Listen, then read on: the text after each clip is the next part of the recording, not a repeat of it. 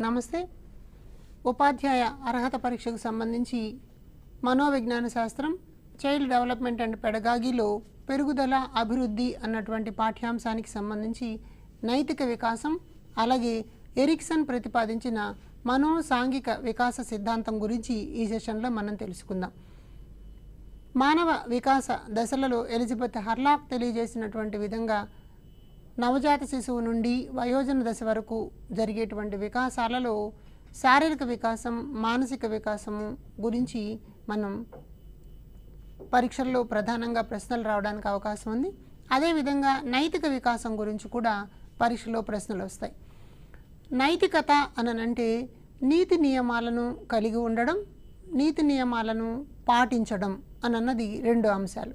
అంటే కలిగి ఉండడంతో పాటు పాటించడం అన్న విషయాలని మనం నైతిక వికాసంగా పేర్కొంటాం. అయితే నైతికత అన్న దాన్ని మనం మొరాలిటీ అన్న పదంతో వాడుతూ ఉంటాం. మొరాలిటీ అన్నది మోర్స్ అనేటువంటి లాటిన్ పదం నుంచి ఏర్పడింది అన్నమాట. మోర్స్ అంటే నీతిగా ఉండడం అని అర్థం. అయితే ఈ నైతిక వికాసం గురించి పరిశోధన చేసినటువంటి వాళ్ళలో ముఖ్యులు లారెన్స్ కోల్బర్గ్. ఈయన హార్వర్డ్ యూనివర్సిటీకి చెందినటువంటి ప్రొఫెసర్ అన్నమాట. వీరు ఈ అంశానికి సంబంధించి విభిన్న గ్రంథాలను రాశారు. వాటిలో ముఖ్యమైనది the philosophy of moral development అన్నది ఒక పుస్తకం, అలాగే the psychology of moral development, అలాగే the measurement of moral development అన్న 3 గ్రంథాలు చాలా ముఖ్యం. కాబట్టి పరీక్ష దృష్ట్యా కూడా the philosophy of moral development, psychology of moral development గ్రంథాల రచయిత ఎవరు అని అంటే మనం లారెన్స్ కోల్బర్గ్ అని సమాధానం రాయాలి.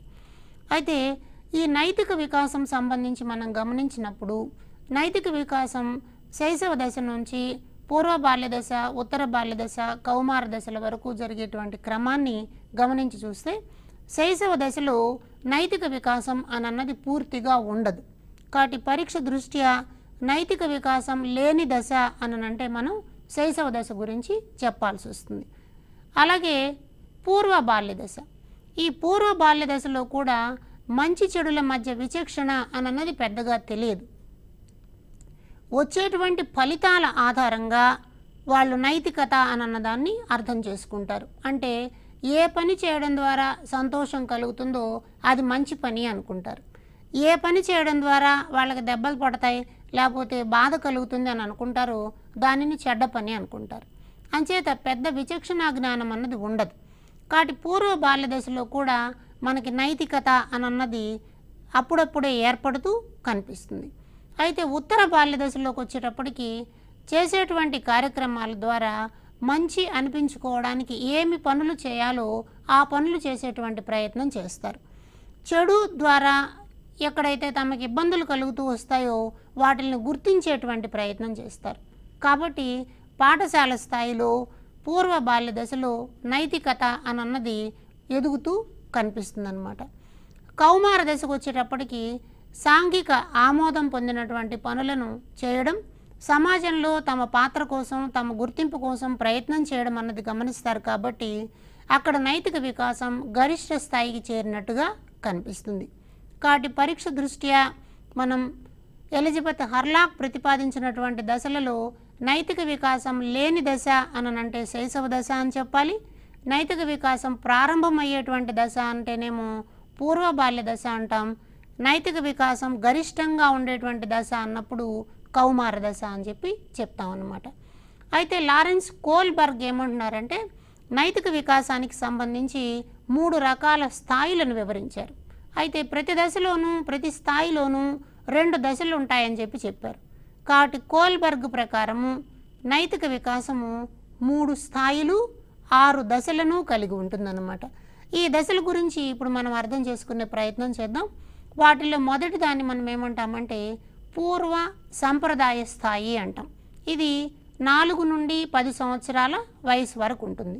అంటే ఇందాక మనం ఎలిజబెత్ హర్లాక్ జీవన దశలని గమనించి చూసినప్పుడు పూర్వ బాల్య దశలో నైతికత ప్రారంభమవుతుందన్నాం. కాబట్టి పూర్వ సంప్రదాయ స్థాయి 4 నుండి 10 సంవత్సరాల వయసు వరకు ఉండేటువంటిదిగా లారెన్స్ కోల్బర్గ్ చెప్తున్నారు. ఇక్కడ ఉండేటువంటి ఈ వికాస స్థితిలో 2 దశలను మనం గమనిస్తే మొదటి దశలో మనకి ఎలా పిల్లలు ఉంటారు అంటే శిక్ష నుంచి తప్పించుకోవడానికి ప్రయత్నం చేస్తారు. అంటే ఇక్కడ నైతికత అనంటే వాళ్ళు ఏమి నైతిక నియమాలు ఉంటాయి? ఏదైనా ఒక పని చేస్తే కోప్పడతారన్నప్పుడు ఆ పనిని చేయడానికి తప్పించుకునే ప్రయత్నం చేస్తారు. అంటే ఉదాహరణకు ఒక పెన్నో పెన్సిలో తీసుకుని గోడ మీద రాయడం. గోడ మీద రాసినప్పుడు అమ్మ వాళ్ళు నాన్న తిడతారని తెలిసినప్పుడు అక్కడ నేను రాయలేదు అని చెప్పి చెప్పుకుంటారనమాట. అలాగే మంచి ప్రవర్తన ఆధారంగా, అంటే ఏదైనా ప్రవర్తన మంచిగా ఉండి వెరీ గుడ్ బాగా చేశావు అంటే అలాంటి పనిని మళ్ళీ మళ్ళీ చేయడం ద్వారా మంచిగా అనిపించుకోవడానికి ప్రయత్నం చేస్తారు. కాబట్టి పూర్వ సంప్రదాయ స్థాయిలో నైతికత అన్నది అలా ఏర్పడుతూ ఉంటుంది. అలాగే రెండవ దాన్ని మనం ఏమంటామంటే సంప్రదాయ స్థాయి అంటాం. సంప్రదాయ స్థాయి అన్నది 11 నుండి 13 సంవత్సరాల వయసు వరకు ఉంటుంది. ఈ దశలో ఇతరులతో మంచి అనిపించుకోవడం కోసం చేసే పనులన్నీ ఉంటాయి. అందుకని మీరు ఈ వయసు పిల్లల్ని గమనించినట్లయితే వారికి ఇంట్లో అమ్మ ఏదైనా పని చెప్తే ఆ పని చేయడానికి ఇష్టపడరు. కానీ అదే పనిని పక్కింటి వాళ్ళు ఎవరైనా చెప్తే చేస్తారు. కారణం ఏమంటే వాళ్ళు వీడు మంచి పిల్లవాడు అని చెప్పి పొగుడుతారు. కాబట్టి ఇతరులతో మంచి అనిపించుకోవడానికి చాలా పనులు చేస్తారు. అలాగే ఉపాధ్యాయుడు పాఠశాలలో తరగతి గది బయట చెప్పులన్నింటినీ వరుస క్రమంలో వదలాలి అని చెప్పినప్పుడు ఇలా వదిలేటువంటి పిల్లల్ని టీచర్ గుడ్ అని అప్రిషియేట్ చేస్తాడు. కాబట్టి తాము ఆ పనిని అలవాటు చేసుకుంటారు. కాబట్టి పిల్లలు 11 నుండి 13 సంవత్సరాల వయసులో ఇతరులతో మంచి అనిపించుకోవడం కోసం ప్రయత్నం చేయడం అన్నది కనిపిస్తుంది అన్నమాట. అలాగే రెండవ ముఖ్యమైన అంశం ఏంటంటే సంఘం ఆమోదించేటువంటి నియమాలను పాటిస్తారు. కొన్ని నైతిక నియమాలు మనకుంటాయి. పెద్దవాళ్ళు వచ్చినప్పుడు లేచి నిలబడాలి అన్నటువంటి ఒక నైతిక నియమం ఉందనుకోండి. అది పాఠశాలలోనైనా ఇంట్లోనైనా పెద్దవారు రాగానే లేచి నిలబడడం అన్నటువంటి నైతిక నియమాన్ని పాటిస్తారు. అదేవిధంగా ఇతరులు మాట్లాడేటప్పుడు ఇతరులు ఏదైనా విషయాన్ని చెప్తున్నప్పుడు శ్రద్ధగా వినాలి, అడ్డం మాట్లాడకూడదు అని చెప్పినప్పుడు ఆ వినేటువంటి స్వభావాన్ని అర్థం చేసుకుంటారు. కాబట్టి మంచి పనులు చేయడం అన్న దాంతో పాటు సంఘం ఆమోదించేటువంటి నియమాలను పాటించడం కోసం ప్రయత్నం చేస్తారు. కాబట్టి ఉదయాన్నే నిద్ర లేవడం ఇలాంటి రకాలైనటువంటి అలవాట్లను కూడా ఈ దశలో పిల్లలు అలవాటు చేసుకుంటారనమాట.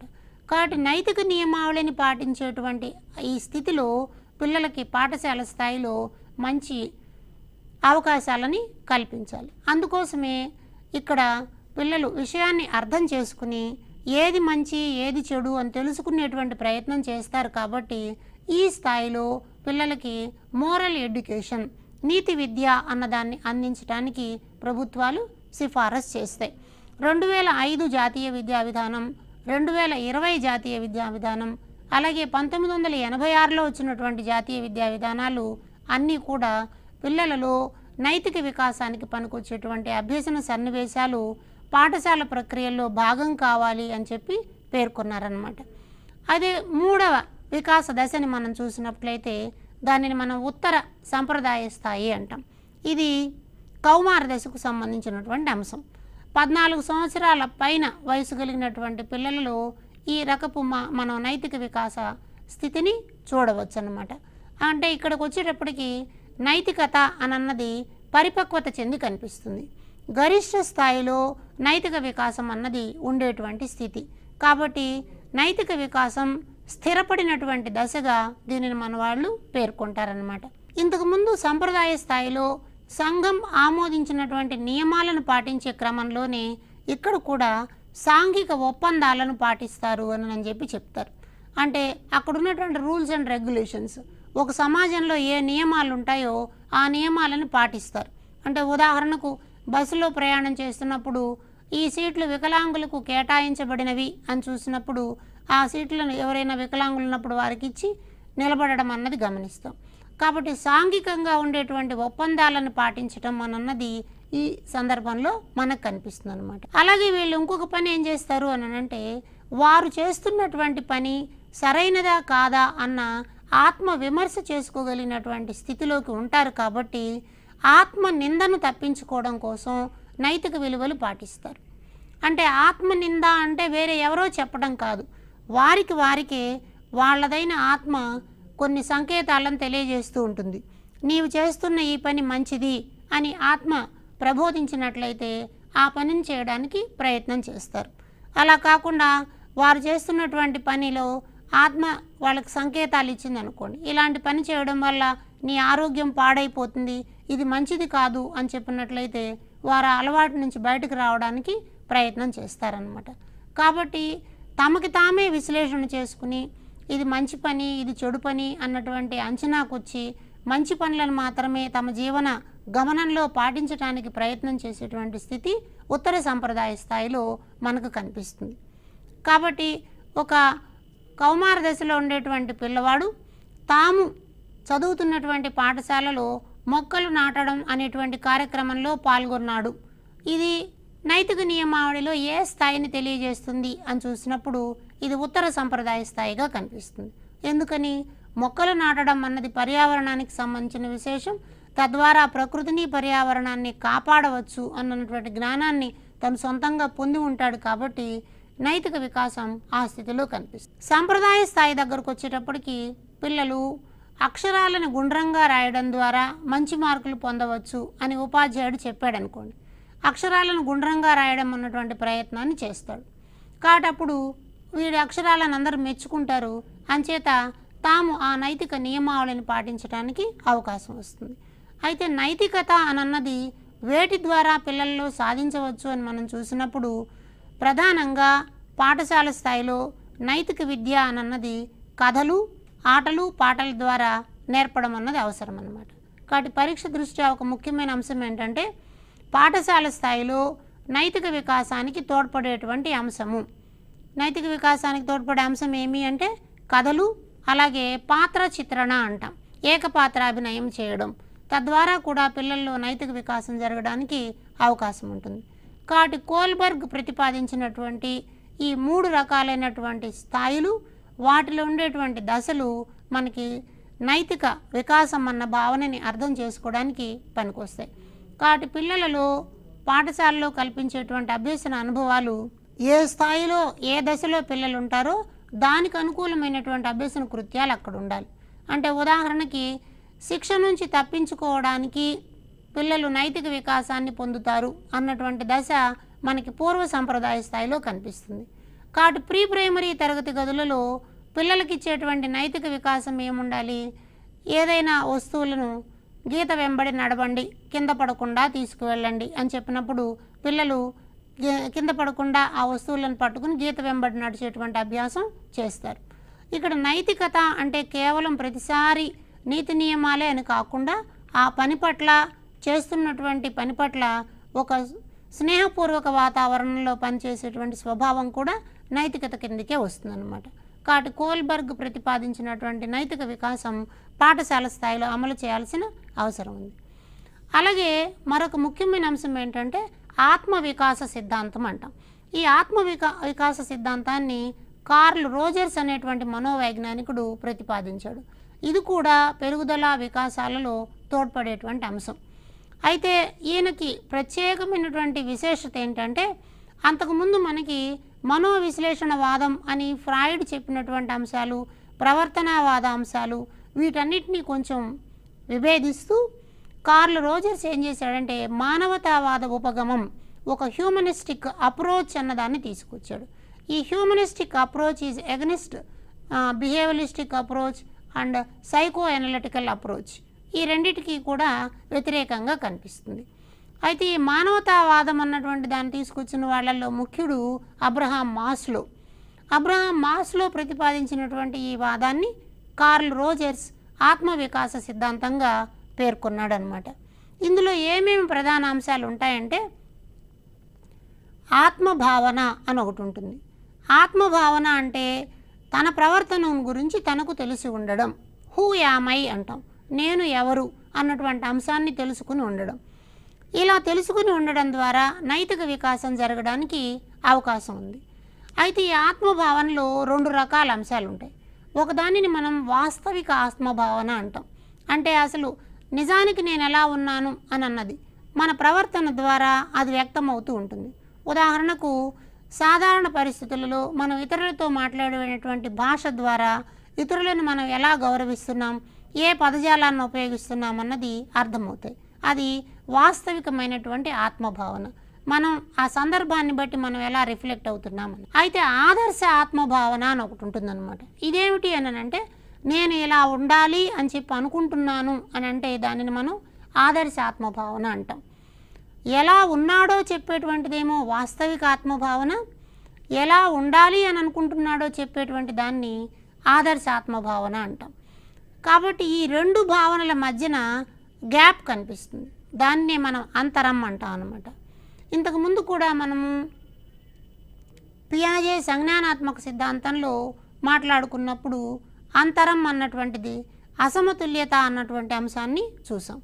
అదేవిధంగా ఆదర్శ ఆత్మభావన, వాస్తవిక ఆత్మభావనల మధ్యన అంతరం పెరిగింది అని అంటే అది మానసిక అనారోగ్యానికి దారితీస్తుంది. అంటే ఒక వ్యక్తి నేను చాలా మంచివాడిగా ఉండాలి అని అనుకున్నాడు. అంటే దాన ధర్మాలు చేయడం వల్ల మంచివాడిని అనిపించుకుంటాను అని ఆయనకు ఆదర్శ ఆత్మభావన ఉంది. ఉన్న సంపదనంతా దాన ధర్మాలు చేస్తూ వెళ్ళాడు అనుకోండి, కొన్ని రకాల ఇబ్బందులకు గురవుతాడు. తద్వారా మానసిక వ్యాధికి రావడానికి అవకాశం ఉంటుంది.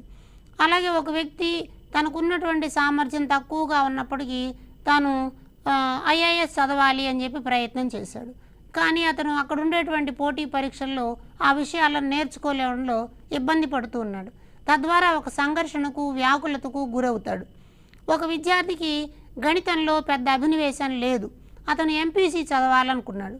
కానీ అక్కడ ఉండేటువంటి లెక్కలు అర్థం చేసుకోవడంలో సంక్లిష్టతలు ఏర్పడతాయి. కాబట్టి తద్వారా పిల్లవాడు ఒక వ్యాకులతకు గురవుతాడు. అంచేత అక్కడ ఒక అంతరం ఏర్పడుతుంది. అది చివరికి మానసిక అనారోగ్యానికి దారితీస్తుంది అన్నమాట. కాబట్టి రోజర్స్ సిద్ధాంతం మనకి ఏం చెప్తోంది అంటే, వాస్తవిక ఆత్మభావనకు, ఆదర్శ ఆత్మభావనలకు మధ్య ఉండేటువంటి వ్యత్యాసాన్ని తగ్గించడం ద్వారా, రెండింటిని దగ్గర చేయడం ద్వారా వ్యక్తుల యొక్క మానసిక ఆరోగ్యాన్ని పెంపొందించవచ్చు అని చెప్తున్నారు.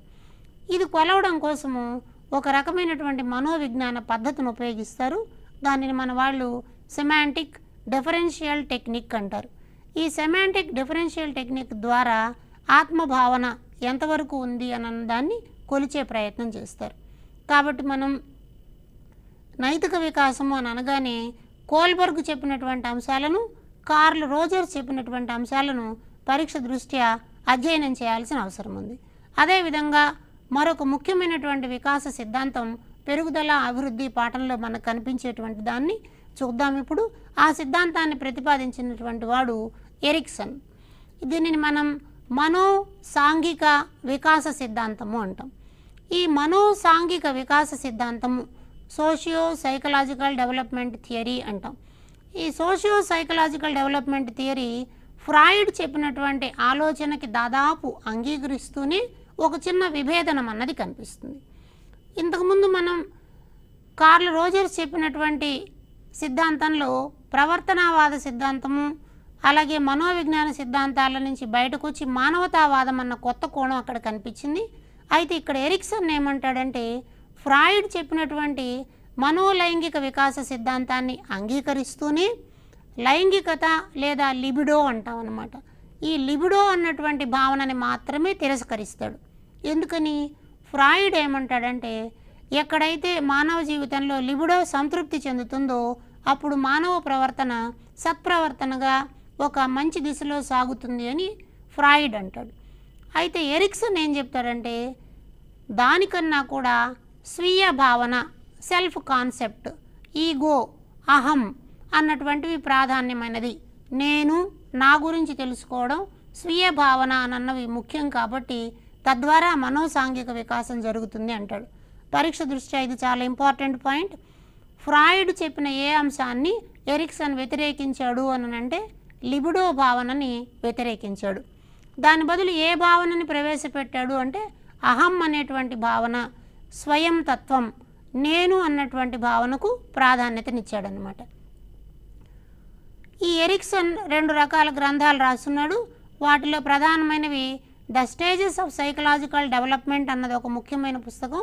అలాగే చైల్డ్హుడ్ అండ్ సొసైటీ అంటే సమాజము పిల్లల మీద ఎలాంటి మార్పును సూచిస్తుంది అన్నది ఒక ముఖ్యమైన గ్రంథంగా చెప్పాడు. సాంఘిక పరిసరాలతో జరిపేటువంటి ప్రతిచర్యల ద్వారానే వ్యక్తిలో వికాసం కలుగుతుంది అంటాడు. ఒక వ్యక్తి సొంతంగా తనకి తాను తన చుట్టూ ఉండేటువంటి సామాజిక సందర్భాలతో ప్రతిచర్యలు జరపడం ద్వారా సాంఘిక వికాసం జరుగుతుంది.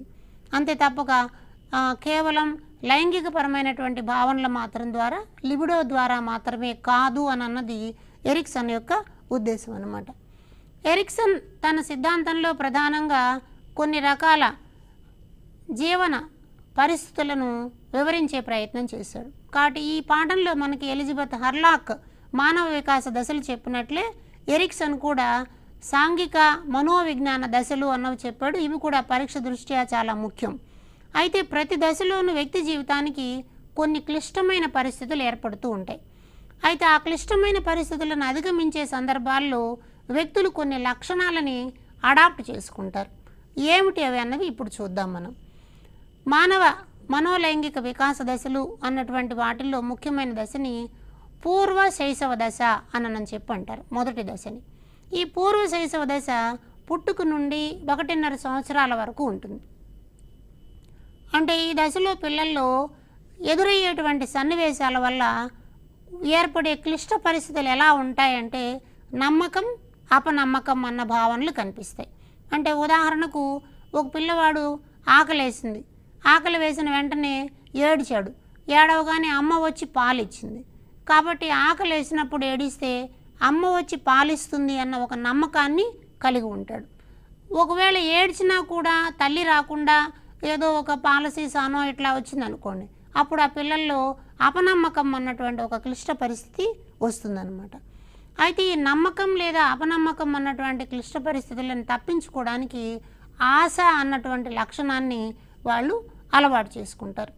కాబట్టి పూర్వ శైశవ దశలో మనోవికాసం ఎలా జరుగుతుంది అని అంటే నమ్మకము అపనమ్మకము అనేటువంటి క్లిష్ట పరిస్థితుల నుంచి ఆశ అన్నటువంటి లక్షణానికి దారితీసేదిగా కనిపిస్తుంది అన్నమాట. అలాగే మరొకదాన్ని మనం ఉత్తర శైశవ దశ అంటాం. ఈ ఉత్తర శైశవ దశ 1.5 నుండి 3 సంవత్సరాల కాలం వరకు ఉంటుంది. ఈ వయసులో పిల్లల్లో చాలక నైపుణ్యాలు పెరుగుతాయి. అంటే fine motor skills, gross motor skills కూడా కొంత బలపడుతూ ఉంటాయి. కాబట్టి కండరాల నియంత్రణ ఉంటుంది. కాబట్టి ఇక్కడ నేను సొంతంగా చేసుకోగలనన్న ఒక నమ్మకం కలుగుతుంది. స్వయం ప్రతిపత్తి అంటాం. అలాగే సందేహం కూడా కలుగుతుంది. అంటే పిల్లలు ఉదాహరణకి మెట్లెక్కే ప్రయత్నాన్ని చేస్తారు. 1.5 సంవత్సరం పిల్లవాడు మెట్లెక్కుతూ ఉంటే వాడిని వదిలేసినట్లయితే జాగ్రత్తగా పడిపోకుండా మెట్లు ఎక్కుతాడు. కానీ మనం వాళ్ళని పట్టుకుని వెంటనే ఆపేస్తాం, నువ్వు ఎక్కలేవు అన్నది. తద్వారా వాడికి ఒక సందేహం వస్తుంది. అలాగే ఈ వయసులో ఉన్న పిల్లలు ఒక గాజు గ్లాసుని పట్టుకున్నారనుకోండి, అది కింద పడేస్తే పగిలిపోతుంది అని చెప్పి ఒక సందేహాన్ని మనం క్రియేట్ చేస్తాం. కానీ ఎలిజబెత్ హర్లాక్తో పాటు మేరియా మాంటిసోరీ ఇలాంటి దశల్లోనే పిల్లలకు స్వయం ప్రతిపత్తి కలిగే అంశాల మీద శిక్షణనివ్వాలి అంటారు. అందుకని మీరు మాంటిసోరీ విద్యా విధానాన్ని చూసినట్లయితే 1.5-3 సంవత్సరాల వయసు కలిగినటువంటి పిల్లలు అత్యంత సున్నితమైనటువంటి కార్యక్రమాలలో పాల్గొనేలాగా చూస్తారన్నమాట. లేకపోతే పిల్లల్లో సందేహం అన్నటువంటి ఒక మానసిక బలహీనత కలుగుతుంది. కాబట్టి ఎప్పుడైతే స్వయం ప్రతిపత్తి వస్తుందో తద్వారా మనోబలం అన్నటువంటి ఒక లక్షణం పిల్లల్లో డెవలప్ అవుతుంది. ఒకవేళ స్వయం ప్రతిపత్తికి అవకాశం లేకపోతే సందేహంతో వాళ్ళు మిగిలిపోయే ప్రమాదం ఉందన్నమాట. అట్లాగే 3వ దశని మనం క్రీడా దశ అంటాం. ఈ క్రీడా దశ 3 నుంచి 5 సంవత్సరాల వరకు ఉంటుంది. ఈ వయసులో పిల్లలు దీనిని మనం ఇంతకుముందు 3 నుంచి 5 సంవత్సరాల వయసు ఉండేటువంటి దశల్లో పిల్లలు ఆటలాడేటువంటి క్రమాన్ని చూసినప్పుడు ఏకాంత క్రీడ, సహకార క్రీడ అని చెప్పి మనం అన్నట్లుగానే ఇక్కడ ఆడేటువంటి పిల్లలు జట్టు క్రీడల్లాగా ఉంటాయి. కాబట్టి ఇవన్నీ సామూహిక క్రీడల్లాగా కనిపిస్తాయి. అంటే పిల్లలు తోటి వారితో కలిసి ఆడుకునేటువంటి క్రీడల్లాగా ఉంటాయి. అలా ఆడుకునే సందర్భాల్లో పిల్లలు చాలా చొరవ చూపిస్తారు, వాళ్ళే ముందుకు వస్తారు, ఆటల్లో పాల్గొంటూ ఉంటారు. అయితే ఇదే సందర్భంలో వాళ్ళు మాట్లాడినా వాళ్ళ ఆట ఆడేటప్పుడైనా మనం వ్యతిరేకించి ఇలా కాదు ఆడడం, ఈ నియమాన్ని పాటించలేదు అని చెప్పి అన్నట్లయితే వాళ్ళల్లో తప్పు చేశామన్నటువంటి భావన బలపడే అవకాశం ఉంటుందన్నమాట. కాబట్టి ఈ మనోవికాస దశని మనకి ఎరిక్సన్ ఏం చెప్తున్నాడంటే ఇది చాలా ముఖ్యమైనటువంటి దశ. పిల్లలు ఆటలాడతారు, ఆటలాడే సందర్భాల్లోనే చొరవ చూపే స్వభావం వస్తుంది. ఆ అవకాశాన్ని కల్పించినట్లయితే ఒక లక్ష్యాన్ని ఏర్పరచుకొని లక్ష్య సాధన కోసం పనిచేసే శక్తి అక్కడ అలవడుతుంది అని చెప్పి చెప్తారు. కాబట్టి క్రీడా దశ అన్నది ఎరిక్సన్ వికాస దశలలో ముఖ్యమైన దశ అని పేర్కొంటారు. దీని మీద ప్రశ్న చాలాసార్లు మనకు అడిగారు కాబట్టి క్రీడా దశ అన్నది చొరవ, తప్పు చేశానన్న భావన అన్నటువంటి లక్షణాలు కనిపిస్తాయి. అయితే అది లక్ష్యం వైపుగా మళ్లించేటువంటి ప్రయత్నానికి అనుకూలంగా పాఠశాల అభ్యసన సన్నివేశాలు ఉండాల్సిన అవసరం ఉందన్నమాట. అలాగే ఇంకొక దశని మనం పాఠశాల దశ అంటాం. ఇది నిజమైనటువంటి పాఠశాల దశ. 6 నుండి 12 సంవత్సరాల వయసు వస్తుంది. ఈ వయసులో క్రమశిక్షణ అన్నదాన్ని పిల్లలు ఫాలో అవుతూ కనిపిస్తారు. పాఠశాలలో ఉండేటువంటి నియమాలను పాటిస్తారు. పాఠశాలలో టైం టేబుల్ని పాటించడము, నియమాలను పాటించడం అన్నవన్నీ కూడా క్రమశిక్షణకు దారితీస్తాయి. అయితే ఒక్కొక్కసారి క్రమశిక్షణ పాటించలేని సందర్భాల్లో వాళ్ళు న్యూనతకు గురి కావడం అన్నది జరుగుతుంది. అంటే ఈ వయసులో ఉండేటువంటి పిల్లలు క్రమశిక్షణకి పాటించకపోతే వాళ్ళని శారీరకంగా మానసికంగా దండించినట్లయితే తద్వారా అది న్యూనతకి దారితీసి వాళ్ళు మూడీగా మారిపోయేటువంటి ప్రమాదం ఉందన్నమాట.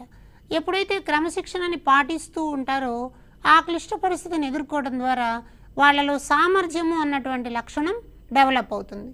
పాఠశాలలో ఉన్నటువంటి క్లిష్ట పరిస్థితులన్నీ, ఉదాహరణకి పాఠశాలలో ఏర్పరిచేటువంటి క్రమశిక్షణ అన్నాం. ప్రార్థనా సమయానికి పాఠశాలకు రావడం, లేకపోతే హోంవర్క్ను పూర్తి చేయడం, ఆట స్థలంలో ఆటలాడుకోవడం, గ్రంథాలయంలో పుస్తకాలు చదవడం, తల్లిదండ్రుల సమావేశంలో తమ అభిప్రాయాలను నటన రూపంలో వ్యక్తం చేయడం, ఇలాంటి క్రమశిక్షణాపూరితమైనటువంటి అంశాలను ఎవరు పాటిస్తారో వాళ్ళకి భవిష్యత్తులో ఏ కార్యక్రమాన్నైనా సాధించడానికి కావాల్సినటువంటి సామర్థ్యం అలవడుతూ ఉంటుందన్నమాట. అలాగే కౌమార దశ. కౌమార దశ 12 నుంచి 20 సంవత్సరాల వరకు ఉండేటువంటి వయస్సు అంటాం. ఈ కాంబినేషన్స్ కొంచెం జాగ్రత్తగా మీరు పరీక్ష దృష్టిలో చూడాలి.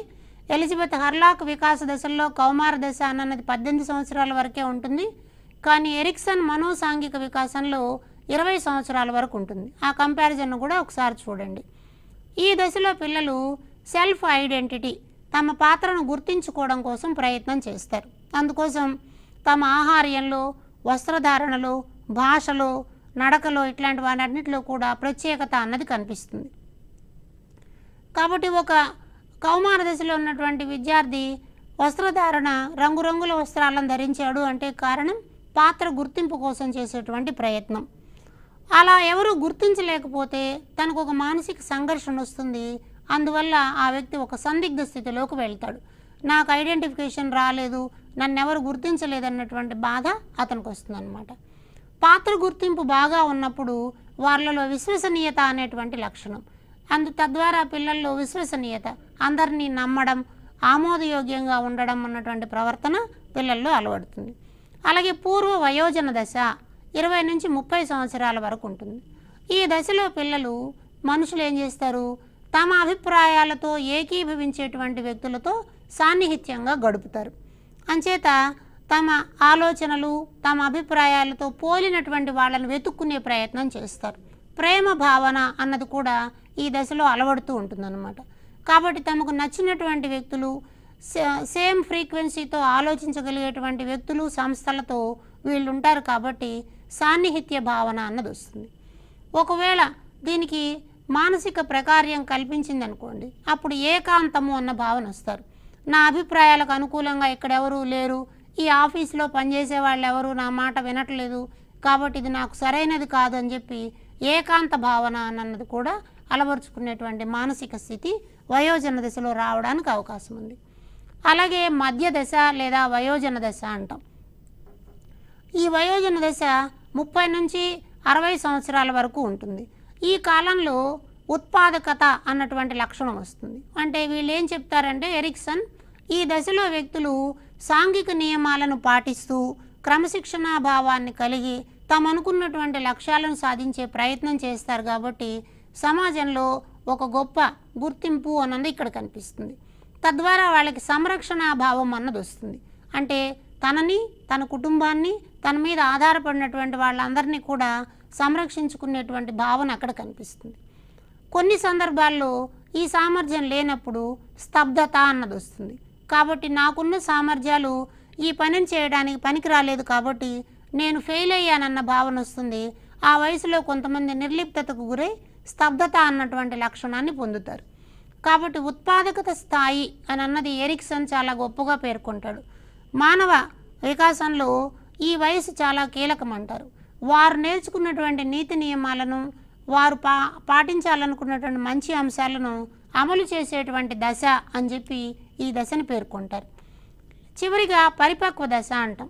60 సంవత్సరాల పైన జీవితంలో వ్యక్తులు తాము గడిపినటువంటి జీవితాన్నంతా కూడా ఒకసారి విశ్లేషణ చేసుకుని, నేను నా లక్ష్యాల మేరకు, నా శక్తి సామర్థ్యాల మేరకు మంచి జీవితాన్ని గడిపాను అని చెప్పి చిత్తశుద్ధితో కూడి ఉంటారు. ఇలాంటి వాళ్ళలో సూక్ష్మ బుద్ధి అన్నది కనిపిస్తుంది అన్నమాట. అలా కాకుండా ఉంటే నిరాశాభావం అన్నది ఉంటుంది. నేను సామర్థ్యాలున్నా నాకు తగిన ఉద్యోగం రాలేదు అన్నటువంటి ఒక బాధ ఉండొచ్చు, లేదా లక్ష్యాలని నేను జీవితంలో సాధించలేకపోయాను అన్న బాధ ఉండొచ్చు అన్నమాట. కాబట్టి చిత్తశుద్ధి, సూక్ష్మ బుద్ధి, తార్కికంగా ఆలోచించడం అన్నటువంటి గుణం, ఇతరులకు సూచనలు సలహాలు ఇవ్వడం అన్నటువంటి అంశము కనిపిస్తుంది. కాబట్టి పరీక్ష దృష్ట్యా ఎరిక్సన్ ప్రతిపాదించిన మానవ వికాస దశల్లో ఉండేటువంటి ఆ దశల పేర్లు, వాటిలో ఉండేటువంటి క్లిష్ట స్థితులను, అలాగే ఏర్పడేటువంటి లక్షణాలను, వయో సమూహాల ఈ జాబితాని తప్పనిసరిగా మనం అర్థం చేసుకోవాలి.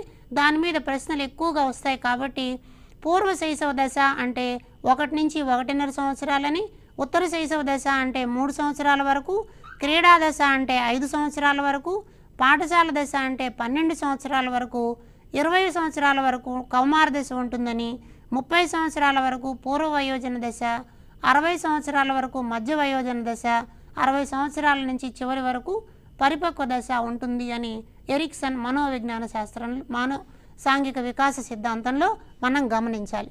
కాబట్టి ఈ పెరుగుదల, అభివృద్ధి అన్నటువంటి అంశంలో మనం వికాసము అన్నటువంటిది శారీరక, మానసిక, సాంఘిక, నైతిక, ఉద్వేగ వికాసాల రూపంలో చూసాం. కాబట్టి ఈ సిద్ధాంతాలన్నింటినీ గమనించి ప్రధానంగా శాస్త్రవేత్తల పేర్లు, దేశాలు, పదాలు, అవి ఏ భాష నుంచి మూల రూపాలు ఉన్నాయి అన్నది, అలాగే వికాస దశలకు సంబంధించినటువంటి వయో ప్రమాణాలని పరీక్ష దృష్ట్యా గమనించినట్లయితే మంచి మార్కులు పొందడానికి అవకాశం ఉంది. ధన్యవాదాలు.